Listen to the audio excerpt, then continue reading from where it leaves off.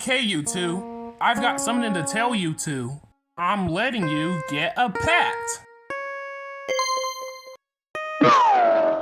Wait, I meant a pet that's easy to look after. Oh, forget it.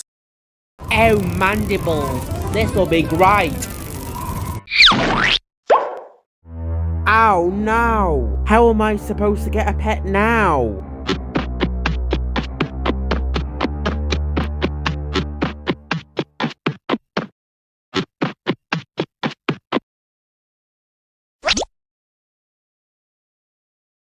Wow, you two came back just in time. Look at our pet, Danny. What? I knew something like this would happen. If you two idiots just stayed at home and listened to me, we wouldn't have a pet that's hard to look after.